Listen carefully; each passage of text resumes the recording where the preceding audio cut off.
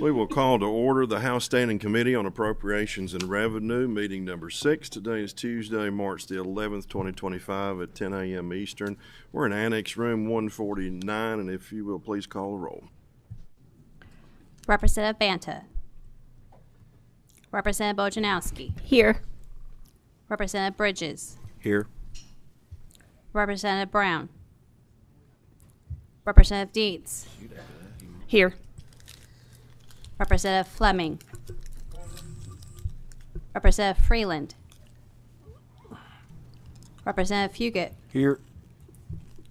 Representative Gentry. Here. Representative Hart. Here.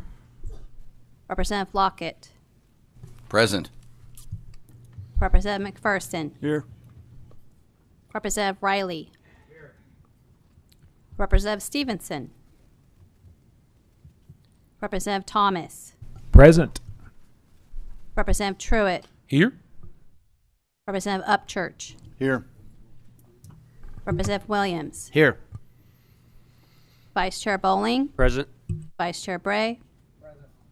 Chair Petrie. Here. We have quorum, and does any member seek recognition for a special guest or another matter to bring up before we begin? Seeing none, we have first up on the agenda Senate Bill 28, Senator Jason Howell.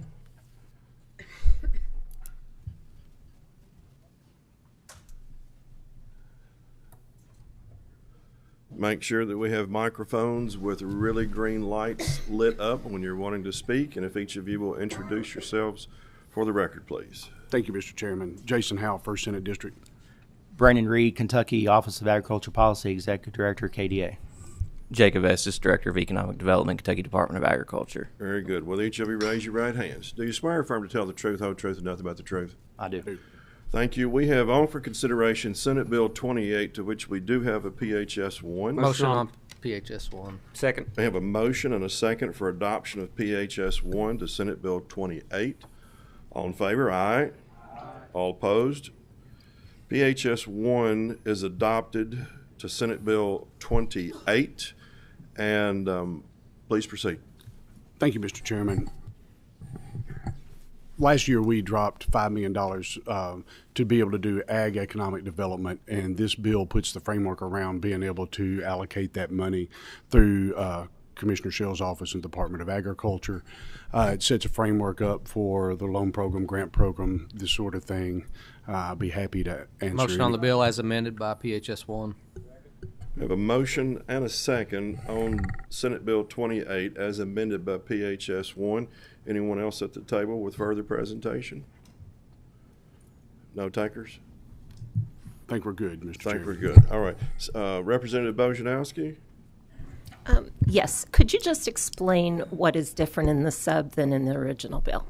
Yeah, the committee sub goes and makes some changes to the board composition to pull our members as defined from the Ag Development Board, and the Ag Development Board is comprised of people from these various industry groups, and the thought was, because we're dealing with finance and lending and the economic development program, we would have somebody that had a heightened level and knew how all of these programs integrated and fit together. Any other member? Seeing none, and then we have a motion and a second on Senate Bill 28 as amended by PHS 1. Call roll. Representative Banta. Representative Bojanowski. Yes. Representative Bowling. Yes. Representative Bray. Representative Bridges. Yes. Representative Brown. Yes. Representative Dietz. Yes. Representative Fleming. Representative Freeland. Yes. Representative Fugit. Yes. Representative Gentry. Yes. Representative Hart. Yes. Representative Lockett. Aye. Representative McPherson. Yes. Representative Riley. Yes. Representative Stevenson.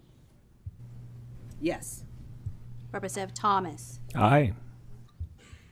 Representative Truitt. Yes. Representative Upchurch. Representative Williams. Yes. Chair Petrie. Yes.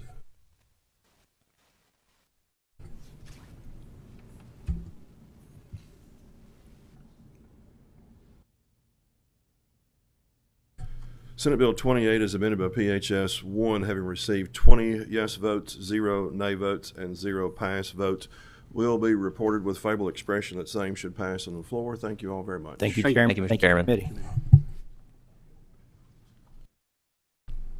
Next up for consideration, we will take up Senate Joint Resolution 26.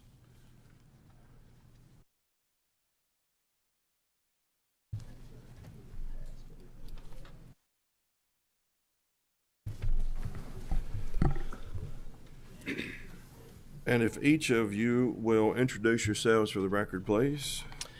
Senator Craig Richardson, representing the 3rd Senate District.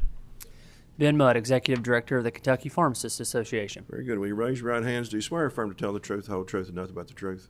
Yes. We have Senate Joint Resolution 26. There is no PHS. This is a joint resolution directing Department for Medicaid Services to provide Legislative Research Commission with a report regarding pharmacist pay parity. Please present. Thank you. Thank you so much, Mr. Chairman and members of this committee. This is a simple joint resolution asking the Cabinet for Health Services to provide a report on cost of implementation of what it would take to allow independent pharmacies and pharmacists to provide within their scope of practice services and be reimbursed through Med. I have a motion and a second on the resolution. Anything further? Please proceed. Nothing further. Mr. Mudd? Nothing further. Thank you. I have a motion and a second on Senate Joint Resolution 26. Please call the roll. Representative Banta. Representative Bojanowski. Yes. Representative Bowling. Yes. Representative Bray. Yes. Representative Bridges. Yes. Representative Brown. Yes. Representative Dietz. Yes. Representative Fleming. Representative Freeland. Yes. Representative Fugit. Yes. Representative Gentry. Yes. Representative Hart. Yes. Representative Lockett. Aye. Representative McPherson. Yes. Representative Riley. Yes. Representative Stevenson. Yes. Representative Thomas. For the second time today, I'm an aye for my senator. Representative Truitt. Yes. Representative Upchurch. Representative Williams. Yes. Chair Petrie. Yes.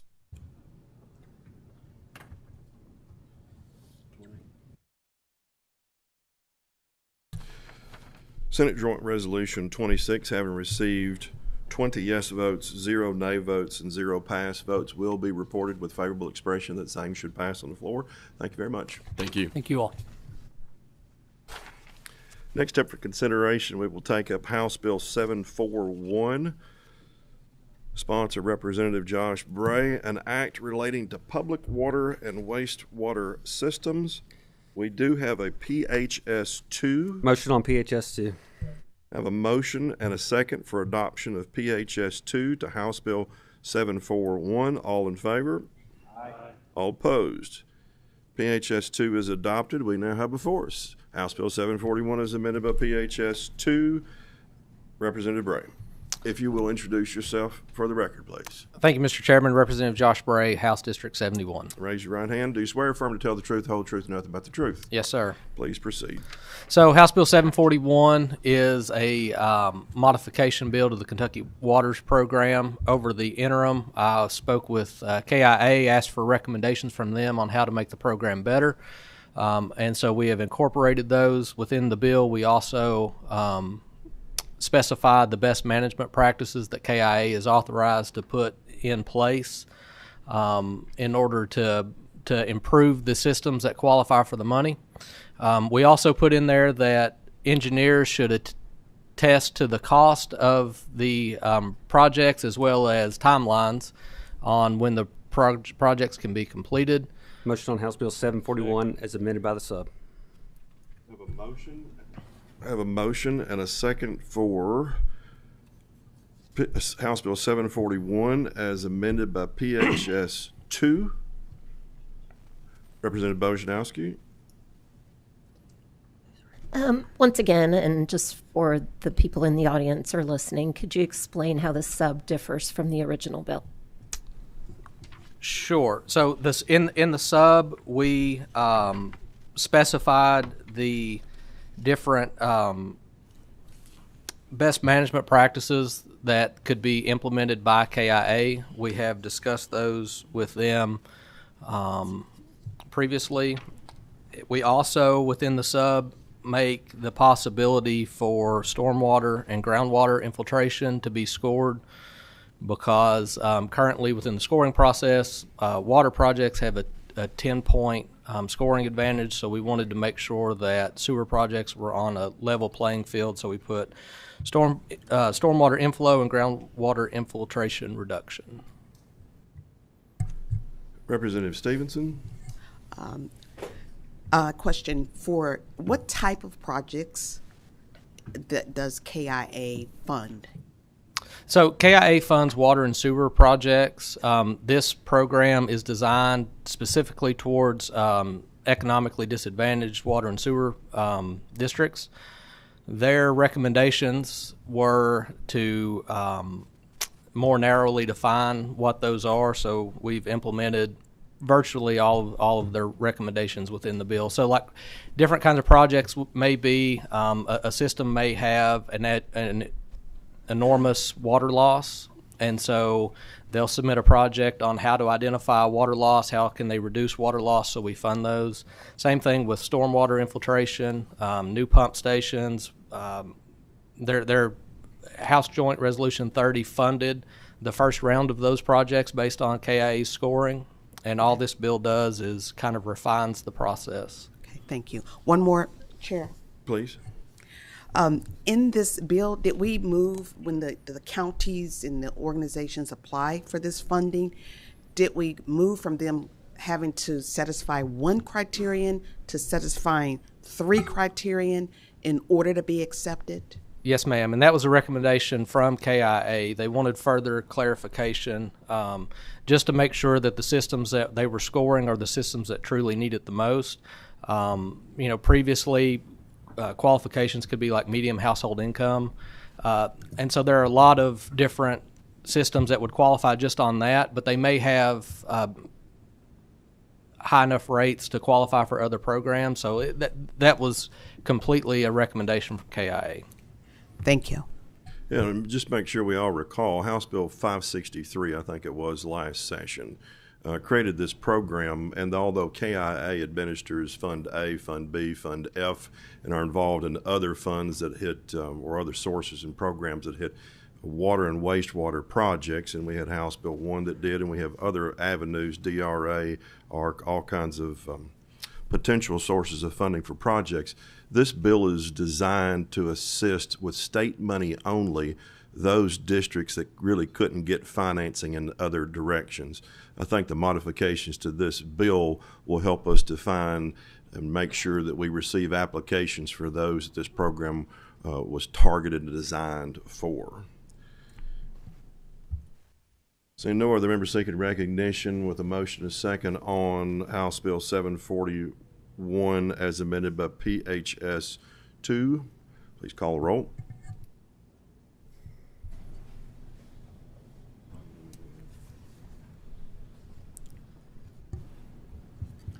Representative Banta. Representative Bojanowski. Yes. Representative Bowling. Yes. Representative Bray. Yes. Representative Bridges. Yes. Representative Brown. Yes. Representative Dietz. Yes. Representative Fleming.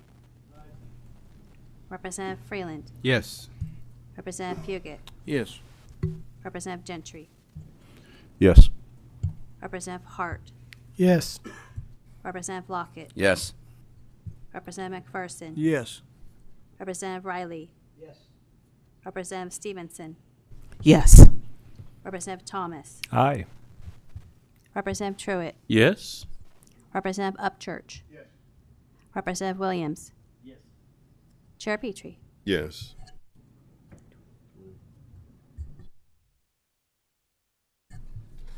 House Bill 741 is amended by PHS 2, having received 20 yes votes, 0 nay votes, and 0 pass votes. Will be reported with favorable expression that same should pass on the floor, and we do have a title amendment. Motion on the title amendment. I have a motion and a second for adoption of the title amendment. All in favor? Aye. All opposed? Title amendment is adopted, so we have 741 is amended by PHS 2 with title amendment. Thank you very much.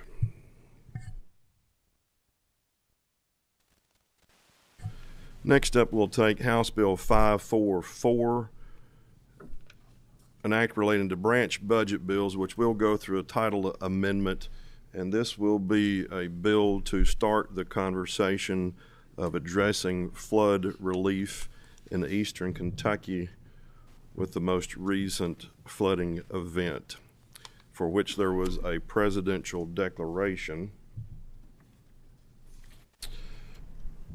And there is a PHS 1. Motion on PHS 1. We have a motion and a second for adoption of PHS 1 on House Bill 544. All in favor? Aye. All opposed? We have before us House Bill 544 as amended by PHS 1. And essentially, this is going to look a lot like the two prior bills passed with WK Safe and EK Safe in structure. If you look at the bill, PHS 1, Section 1, it starts off with the definition of declaration, and we're using the event of the Presidential Declaration of a Major Disaster designated as FEMA-486-0-DR-KY as the indexing event for this bill. A disaster is Kentucky disaster is used in the bill. Will refer to the events beginning on or about February the 14th this year. And what we will be talking about is a SAFE 4860 fund, so we can track this. Unfortunately, we've had two events in eastern Kentucky, and so we're going to try to index these with the presidential declaration numbers from now on, I think. If you look at Section 1, Sub 2, the fund is established. Sub 3 says that we may receive state appropriation from gifts, grants, federal funds, other sources. The funds are set to not lapse and shall carry forward, and any interest earned in that fund will remain in the fund. Sub 4 on page 1 will say that the Department of Military Affairs or the Division of Emergency Management will not publicly advertise or solicit donations that might interfere with general public fundraising efforts. Sub 5 on page 1 and continues on the next page will talk about eligible recipient, and as we have done before, we have city, county, urban county government, consolidated local government, unified local government, charter county government, nonprofit, public utilities service provider, state agency, or school district. Relative to this presidential declaration. And an eligible recipient on B also has to be located in the area and have disaster-related needs. Still on page 2 at sub 6 under section 1, eligible expenses. Mainly this is what we have done before, but it would support disaster and recovery relief, including but not limited to replacement or renovation of publicly owned buildings damaged in the event, replacement, renovation, or expansion of essential government facilities, including fire, police, ambulance stations, and other type functions, reimbursement for services, personnel, and equipment provided during the response, funded to cities, counties, and publicly owned utilities for costs of replacement, repair, of their buildings and their infrastructure, assistance to cities and counties for planning efforts in order to get back to the construction phase, assistance to local school districts. Sub 7 on page 3, each recipient shall retain documentation, adhere to the terms of the fund being created. On page 4, sub 8, monies may be used for strained fiscal liquidity. We've done this before in prior to events. If you'll recall, local entities will have a lot of outlay for expenses relative to the disaster. There may also be impact to revenue that they would receive by virtue of the disaster, and this would assist them with their strained physical liquidity in the short run. Sub 9 speaks to reimbursement. A recipient that receives assistance under this fund would reimburse the fund if there were monies received from FEMA or otherwise. Sub 10 on page 4, the agencies may promulgate regs. Sub 11 on page 5, reporting, which we've done before from the Office of State Budget Director as well as from the Department of Education relative to the school districts. Section 2 on page 7, there is simply a form that's being updated and make sure it's a form that we're all using. Sub 2 on page 6, notwithstanding any statute to the contrary, this bill would give the governor the authority to transfer remaining appropriations from the EK Safe Fund in 2022 and the WK Safe Fund in 2021, as we heard Office of State Budget Directors and others testify recently in a concurrent meeting of the House and Senate A&R committees, and has been officially communicated to us through the governor's office as a request. On page 7, there is section 3. This has an emergency clause in it. This will begin the conversation on how we address this issue. What we essentially have is around $23 million left of the emergency cap for this year. There would be up to $48 million allowed transferred from the prior EK and WK Safe funds that would all be in current year.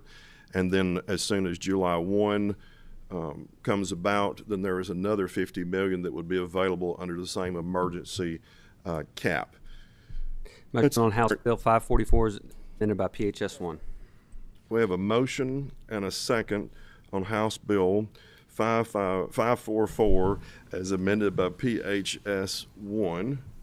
Representative Bojanowski. Yes, a clarification question, if I may. Please. All right. So in this bill, it allows the governor to reallocate general fund appropriations in an amount up to $100 million that would come out of the executive budget. What's the rationale for that as opposed to possibly allocating that money out of the budget trust fund? Yeah, I'm not sure I'm following the question. We're under the PHS that we have, there is no such general fund allocation. Okay, I'll look it up, and if I find it, I'll raise my hand again if it's possible. That is fair enough. Any other members seeking recognition for comment or question? Representative Stevenson? 2 questions, sir. Make sure your microphone is sufficiently close. On page 1, section 4, it says we are no longer allowed to ask Kentuckians to help other Kentuckians that are undergoing disaster. Or am I reading that incorrectly? You're reading that incorrectly, unfortunately, or fortunately, whichever way you want to look at that. Okay. So there are still donations being sought. And what this language does, as it's done in prior SAFE funds, is to make sure that what we are doing as a state agency under this fund is not interfering with efforts to raise donations for flood relief. And one more, Chair. Yes, please. On page 4, it says if a recipient sees money from two different places, they have to refund it. Does that include if they get money from both places but it's still not enough, they still have to give the money back? What we are doing in this bill, as we've done before, is we are fronting costs for locals, not only for emergency events of debris removal and for planning and for construction. If any of those funds that are expended are reimbursed through a FEMA accommodation, then that's where the reimbursement would occur. Thank you.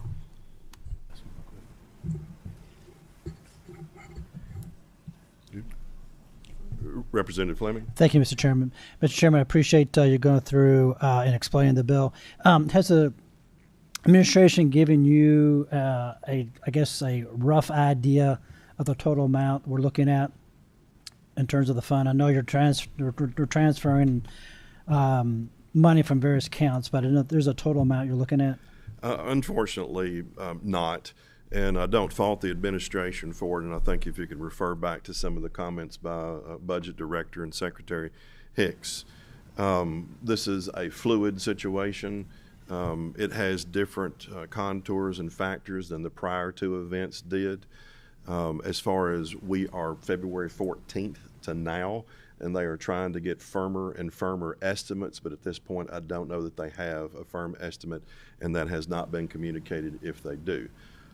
Again, I do not take it as a fault of theirs. I take it as it's just part of what we're dealing with. If we were 4 months from the event or 6 months from the event, I think we would have a better idea of what the actual cost would be, but we are barely 4 or 5 weeks away. Yeah, thank you, Mr. Chairman. Representative Gentry. I've got a thought going around in my head, and I might as well just convey it to you and see if you can help me out. So we have several $1 million that's available to get started until FEMA's up and running and can provide assistance, and in which case some of those dollars have a chance to get reimbursed if FEMA reimburses those charges. And I'm sure you don't know the answer to this, and the cabinet doesn't either, but as far as are those funds sufficient to get us across that bridge, so to speak? If they are not, if they turn out not being sufficient, is it a possibility we could come in the interim and address this issue for more assistance? Thank you for the question. So kind of following up on the earlier question about estimates, we're talking about February 14th to present, and we may even have firmer estimates by Thursday, Friday of this week, or by the end of March. So that remains a potential of, okay, is there something else that we need to do before we leave session? And again, I don't fault the administration because it's just part of dealing with this type of an emergency. But we continue to get better information. I hope that we get even better, and that if we need to do something different than what this bill proposes, we still have sufficient time to do that. If we were to leave this session and whatever is done at the end of the session has been accomplished, if it is insufficient for this event or any other event, then there is always the mechanism of calling a special session, having an agreement beforehand, and coming in and taking care of the issue. Thank you.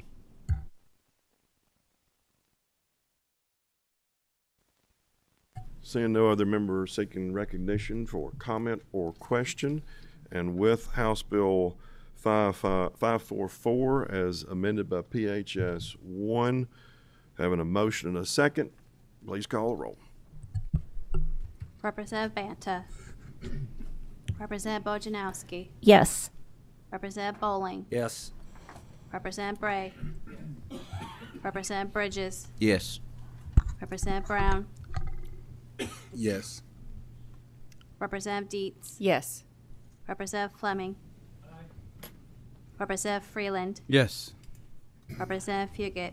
Yes. Representative Gentry. Yes. Representative Hart. Yes. Representative Lockett. Aye. Representative McPherson. Yes. Representative Riley. Yes. Representative Stevenson. Explain my vote. Briefly, please. Yes.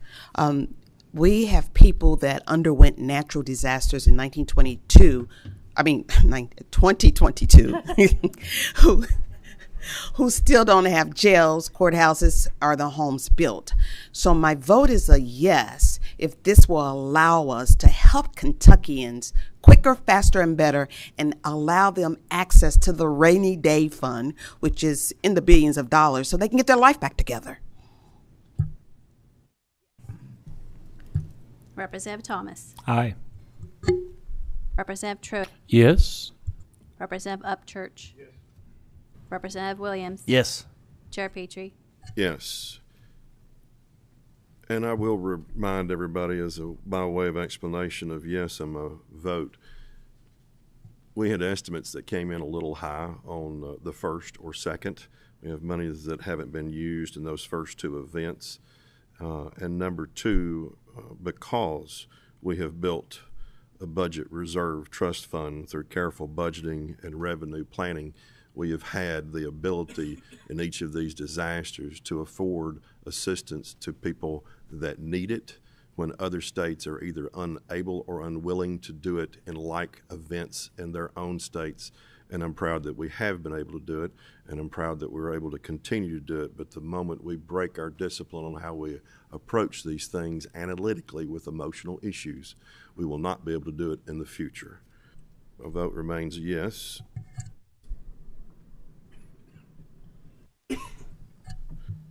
House Bill 544, as amended by PHS 1, having received 20 yes votes, 0 nay votes, and 0 pass votes, will be reported with favorable expression that same should pass on the floor, and there is a title amendment. Motion 1. on the title amendment. Have a motion and a second for adoption of title amendment 1. All in favor? Aye. All opposed? Title Amendment 1 is adopted, and we have House Bill 544 as amended by PHS 1 with Title Amendment 1. Thank you. Next up, we will take House Bill 775, an act relating to development areas that will have a title amendment later on for development and physical matters. Sponsor, Representative Jason Nemus. And if you will, introduce yourself for the record. Jason Nemus, State Representative, 33rd District. That's Jefferson, Oldham, and Shelby counties. If you'll raise your right hand. Do you swear or affirm to tell the truth, whole truth, and nothing but the truth? I affirm. We have House Bill 775, and there is a PHS 2. Motion on PHS 2. We have a motion and second on adoption of PHS 2. All in favor? All opposed? We have PHS 2 adopted to House Bill 775. There is also an amendment to PHS 2. Motion on the committee amendment. We have a motion and a second on the amendment to PHS 2. All in favor? Aye. All opposed? The amendment is adopted. We have before us House Bill 775 as amended by PHS 2, as amended by amendment, and I would entertain a motion. To roll the committee amendment into PHS 2. We have a motion and a second to roll amendment into PHS 2. All in favor? Aye. All opposed? And it is thus rolled. We now have before us PHS 2 as amended by the amendment. All two House Bill 775. Am I taking that as a motion on all of the bill? Yes. And I have a second likewise. Bill is live. Yes. We're close to finished. Thank you. All right. Representative Nemus. Yes, sir. Thank you. So what we're trying to do here is trying to incentivize development. There's some clarifications in the bill, in the amendment. And thank you for all the process that you've just went through quickly. I don't know if you want to explain it, Mr. Chairman, and then I'll help answer questions or however you want to handle it.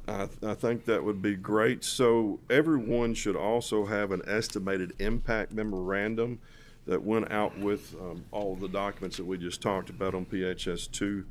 And I'm going to use that mainly to summarize the sections of the bill, if that works, Representative Nemus. That's what I was going to use. Go ahead, sir. Okay, so I'm going to go through those, and then we can take questions thereafter. Pages 1 through 4, sections 1 through 2 deal with the substance of the original bill, removing on tax increment financing, removing a requirement that the development area can be less than a square mile, and creates a little bit of a new definition for existing development area. This would allow an area that has overlapping TIFs to reconstitute themselves or modify themselves so they can better take advantage of the development in that area. As you can see, if you're looking at the estimated impact memorandum dated March 10, there is no impact in 25-26, and it would be anticipated, as all TIF is, negative outside the biennium, but it's only negative if you have any kind of growth and there's taxes being collected. Page 4, section 3, returns and payments. This is a very small issue that would require certain brewers to electronically file returns and pay taxes beginning July 1, 2026. There is no impact current or impact in the future. This is simply a process mechanism, and one that was requested. We are not forcing, but this should have some efficiencies built into it. On the second page of that memorandum, sections 4 and 5 and sections 28 and 29, 4 and 5 being found on pages 5 through 14 and 14 through 15, and 28 and 29 sections being found on page 107. This is relative to a pipeline issue that came up in a prior session, and there was a date issue in the prior addressing, as well as to make sure we had time to look for any odd unintended consequences. As you can see, no impact in current, no impact in full implementation. Pages 15 through 21, which would be sections 6 through 8, property tax distilled spirits, requires that the tax reduction be based on the assessed value instead of applicable tax rates. No impact, no impact. This corrects or modifies or clarifies reference points. No new tax up, no new tax down. It is for clarification purposes. Pages 21 through 32, which is section 9, deals with the individual income tax rate reduction conditions. There is no impact in current, and it would require future action by the General Assembly for it to have any impact in the future. I will unpack that just a moment, and it simply does this. We stick with the same definition of individual income tax equivalency, but we also account for, rather than it's either a half-point reduction or nothing, this allows for a 0.1 reduction, a 0.2 reduction, a 0.3 reduction, a 0.4 reduction, or a 0.5 reduction. Or 0.7 or 0.8, depending on how well we do that particular year, Mr. Chairman? I don't know that we can do that, but I would love to think about it. But this will allow, I think something similar to this has been in effect in North Carolina and maybe Indiana. No impact current, no impact in future unless further action is taken by the General Assembly.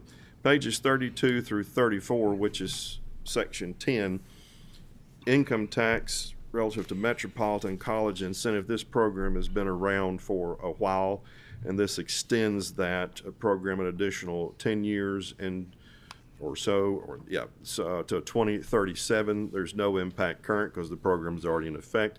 It would be negative outside the biennium and full implementation. It is a known entity relative to training that I believe takes place in Louisville for workforce needs. We have pages 34 through 53, which are sections 11 through 14, Tourism Development Act, and there's two separate things going on, but are very similar for tourism increase, lodging, and otherwise. There are two incentives that are set up to allow up to 50% of sales tax in these developments if there's a qualifying applicant and entity to take them. Allow up to 50% of their sale, 50% of project costs from sales tax. There are qualifying and conditions to be an entity that qualifies under that. This hopefully would be something that could be used in the east and the west, and that would cover all of the central, because I have a fine line between the two in the way I'm thinking about things. We have pages 53 through 77, which are sections 15 through 18, again, tax increment financing. This deals with a project that I think is going to be relative to Louisville, Jefferson County, project that was started but could not proceed at the time some years ago. This would allow that project to reactivate for development purposes. Sections 19 through 24, which are pages 77 through 98, deal with a very recent topic of cannabis-infused beverages. And essentially this would impose a tax similar, or taxes similar to that which we impose on distilled spirits. Nothing on the retail is being affected. That still remains, and this is mainly on the wholesale side, excise taxes. There would be some anticipated revenue growth due to this of around $930,000, which I think is just best guess for 25-26 full implementation. It would be positive as suspected, but it would be outside the biennium, so we really couldn't speak to that. Section 25, pages 98 through 99, deal with a statement relative to alternative fuels policy. Senate Bill 28, which we took up earlier today, references this also as far as alternative fuels and biofuels. This is a statement of what the General Assembly views alternative fuels and alternative jet fuels as, and with a commitment to move forward in the best way possible to develop that partnership on that industry. Pages 26 through 27, sections 26 and 27, pages 99 through 107, deal with sales tax incentives regarding entertainment events, somewhat in the same line as the tourism projects, but this has a small direct cost anticipated of little shy of $3 million in current year and $3 million a year thereafter. This would be a sales tax mechanism. We have in Kentucky some major events that will span over 3 consecutive days, totaling at least 100,000 in attendance over those event series. Large impact in the totality of local and state revenue to make sure that we are best situated to continue with these long-running type events, and then we can continue to encourage long-running events such as that to be located in Kentucky. This sales tax incentive program is set up for those entertainment events. That is a summary by section and hopefully some page reference. And I'm going to, just a second.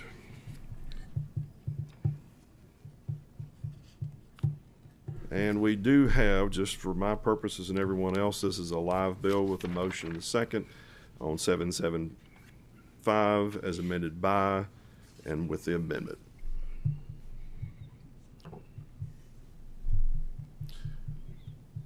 Best presentation I've ever given, Mr. Chairman. See, you had to do it. Darren, you had to do it. Representative Fugit. Thank you, Mr. Chairman. Just a question on the cannabis drink. Explain to me what that is. So, by personal experience or by analytic concept? Which one? I want to make sure we're clear. If it's personal, I yield to the chairman. Well, I mean, I just, is this derived from marijuana? If it's a cannabis drink, then it's derived from marijuana. As I understand, this is hemp derived. Hemp. That's right. So the levels in hemp, though, are supposed to be lower. Right. Like the THC amount is not intoxicating because they, you know, if it was, then people could smoke it, right? So if I may, okay. You may. You're the chairman. Yeah, well, I'm just asking. You've got the floor for the question. This bill is only dealing with tax issues relative to this particular subject matter. There may be other actions by the General Assembly that affect how the subject matter is regulated and or handled. Number two, recall that even though we tax something doesn't make it legal. For instance, we had marijuana stamps for decades when marijuana was illegal. So this is simply on the tax issue and nothing else. So we're going to tax something, if I may. Yes, please. We're going to tax something that's illegal, but are we going to allow it to be sold in stores across Kentucky if it's illegal? I don't know that it's illegal at this point. Yeah, so that's another bill, Representative, Senate Bill, I think 202, that's going through the process right now that I think will be in committee tomorrow. And so we're trying to wrangle, we're trying to figure out what we're going to do with that issue. In the meantime, we want to make sure that we're taxing it appropriately. We're taxing it at the distilled spirit level here. There will be more of a discussion that we'll have later on, obviously today and tomorrow, and maybe Thursday or Friday as well, about the underlying question. But we're trying to figure out what to do with it, because some courts have said that it's illegal based on the federal farm bill. I think a recent court in another state has said that it might not be. So it's an uncertain terrain right now on this question. So is Senate Bill 202, does it legalize it or make it illegal So in the state of Kentucky? I haven't read Senate Bill 202 yet. I think what it does, I'm not trying to avert your question. I think what it does is it puts it in. You have to get it. I think don't quote me on this. I think you have to get a ABC license, and it can't be sold at regular hemp stores. I could be wrong on that. I want you to read 202, but that's what I understand 202 does now. And I think the conversations that I've been involved in on the subject matter, I'm not speaking to Senate Bill 202 in particular, but are seizing on if there's hemp-derived THC, then at what levels, what low levels that could be regulated and dealt with or not. I'm not saying favor of or against. I'm just trying to put some context around the subject matter. Okay, thank you, Mr. Chairman. Thank you. Representative Gentry. Thank you. I'm sorry. I appreciate the overview of the bill. This came on me pretty quick, so I had a emergency committee meeting this morning, so I didn't get to see this until walking in here. So a lot of trust going into this bill. Looks like a annual Christmas tree bill, but as it relates to the... If it's a Christmas tree bill, there's a lot of Louisville we can take out. Well, that's a good thing, Mr. Speaker. Mr. Chairman. Most of the things that are Louisville are also Lexington and other places. Yeah, there you go. All right. As it relates to the cannabis-infused beverage and the taxation,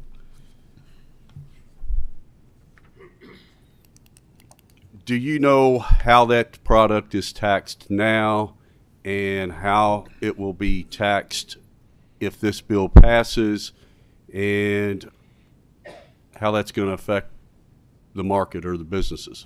So unlike the proposal in the bill to tax it as distilled spirits, which have wholesale tax issues, right now these drinks appear to be only taxed at the sales tax retail point, and that's it currently. This would propose that it still receive the same treatment as all others with the sales tax at retail point, as well as be in parity with distilled spirits at the two wholesale points. Thank you. Follow-up question, please. Please.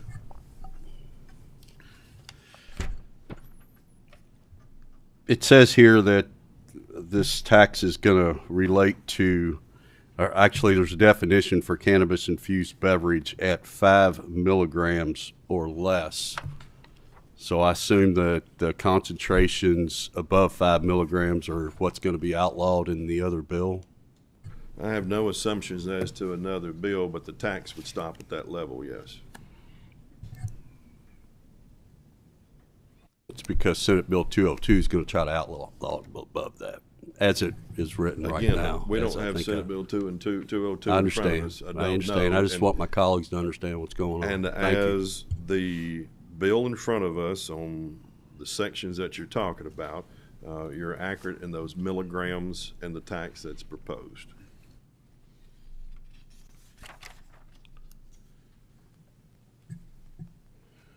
No other members seeking recognition for, oh, there we go. Let's see, Representative Stevenson, I believe, was first on that one. Your green light is on and is sufficiently close to you, please. Thank you. This bill says it talks about TIFs in cities of first class, and then it removes the requirement that it be no less than 1 square mile. My question is, do we have a TIF or a project in mind that's targeted by this removal of this language?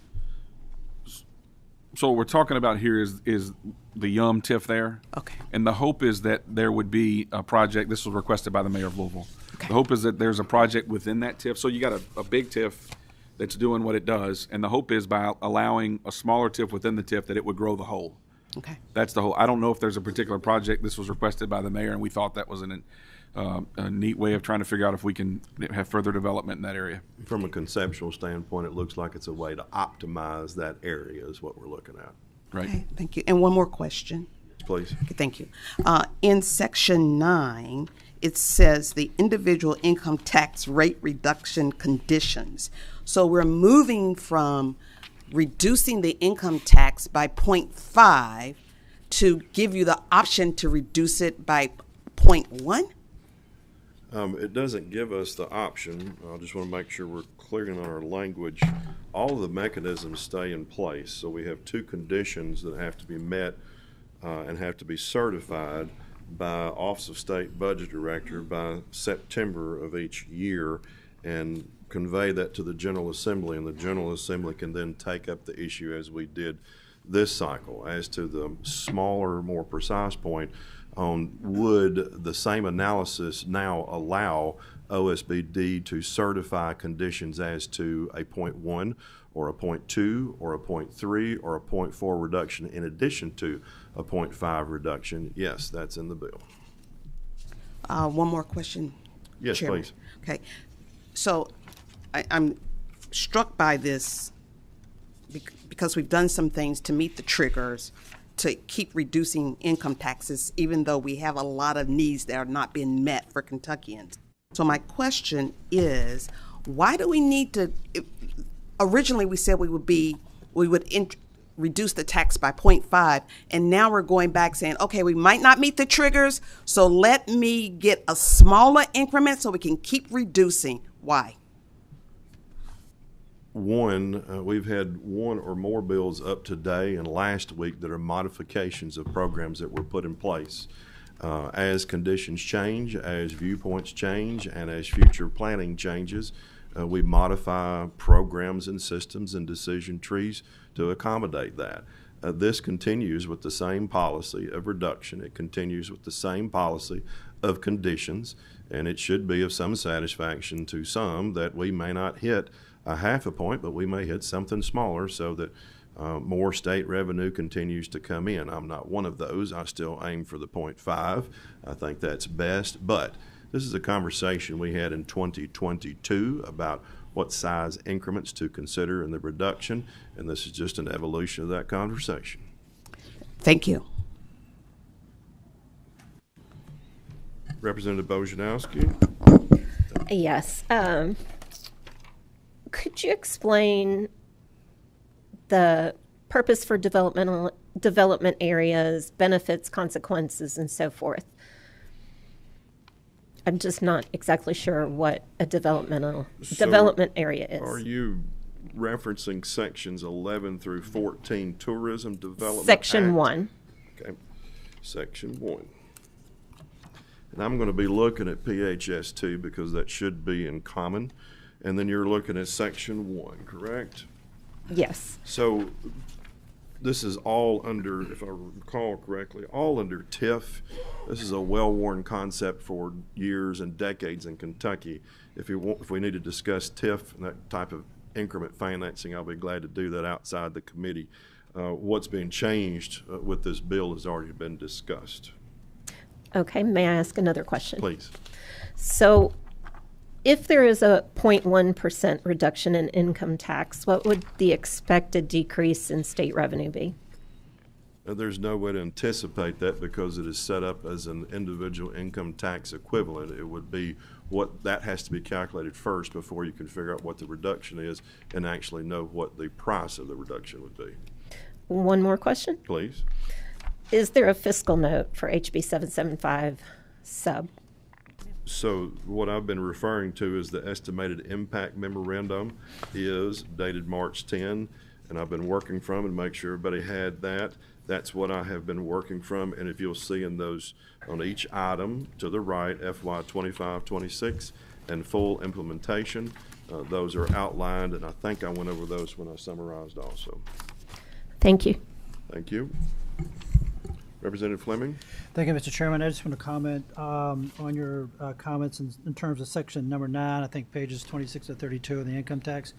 I just remind the committee that we went through a methodical, systematic approach to look at how we can reduce the income tax.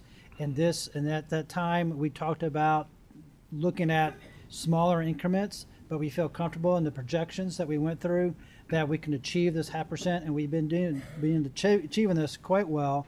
But I think this is going to be a good process and a good way to look at smaller increments, given the market conditions, given the economic situations, to give us more flexibility to achieve our goal, to make sure we attract workforce and help businesses, as well as put more money in people's pockets, no matter if it's a 0.1 or 0.5 or maybe 100 basis points, Mr. Chairman. But anyway, I just want to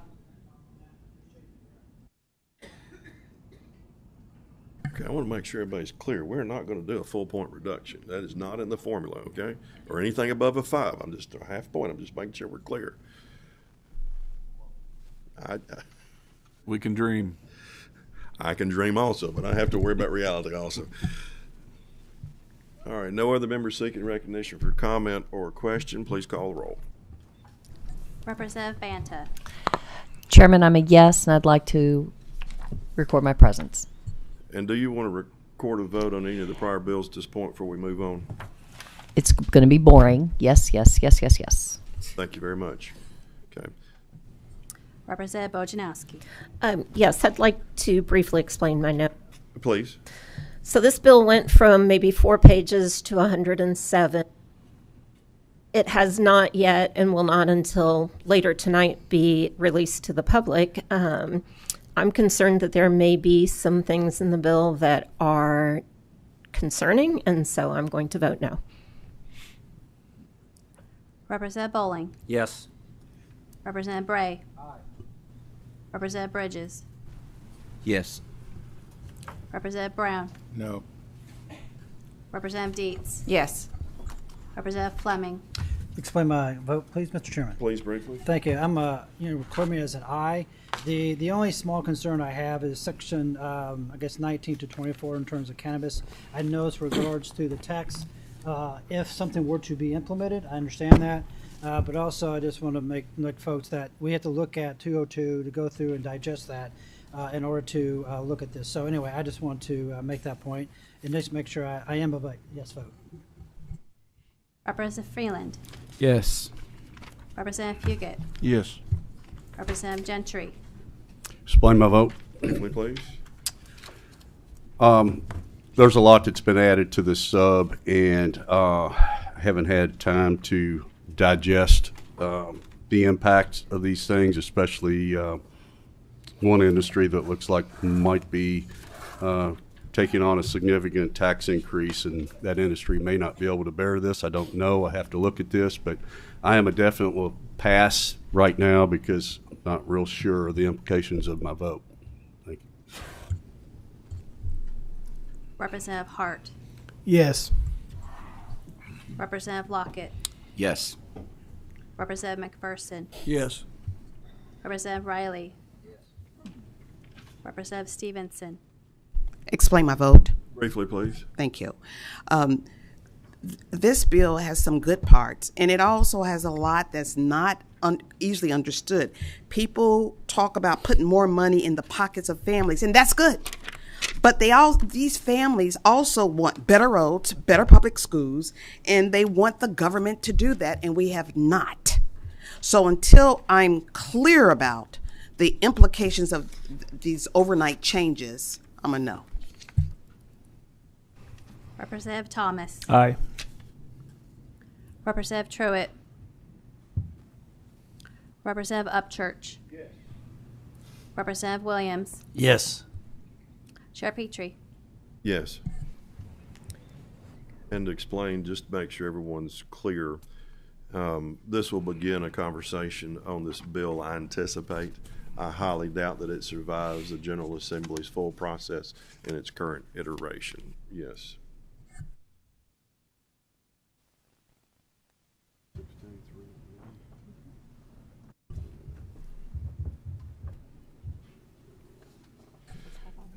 Yep. Go ahead. And then House Bill 775, as amended by PHS2, which had rolled in the amendment, having received 16 yes votes, 3 nay votes, and 1 pass vote, will be reported with favorable expression that same should pass on the floor. And there is a title amendment. Motion on the title amendment. Have a motion and a second on the title amendment. All in favor? Aye. All opposed. Title amendment is adopted. We have concluded House Bill 775 as amended with title amendment. Thank you, very Mr. much. Chairman. I think last on the agenda we have House Joint Resolution 33. There is no subcommittee substitute proposed. This would decline final authorization of $2 million pursuant to budget bill in 2024 relative to the Cabinet for Health and Family Services. We had communicated with the Cabinet on multiple occasions regarding a proposed plan that would have been required to achieve final authorization, and that was not communicated back to us. Finally, it was the day before our meeting, I think on the 25th. We've received no communication further from the Cabinet to explain or discuss, with the exception of having received another communication late on Friday preceding this meeting today. We've had no opportunity to discuss or figure out exactly what the plan would be. This proposed that for the moment there is no authorization from the General Assembly for final release of those funds pursuant to the budget bill. Have a motion and a second on the resolution. It is a live resolution. Please call roll. Representative Banta. Yes. Representative Bojanowski.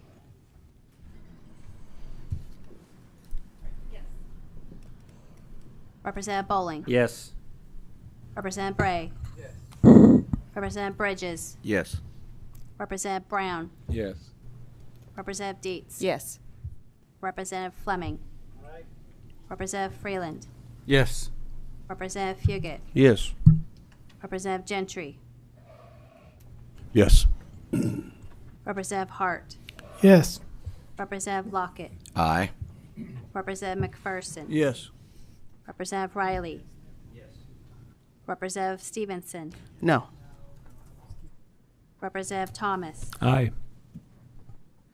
Representative Truitt. Representative Upchurch. Yes. Representative Williams. Yes. Chair Petrie. Yes.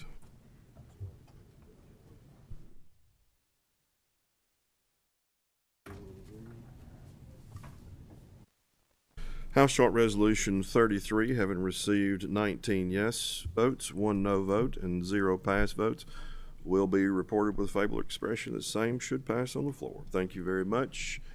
We are adjourned.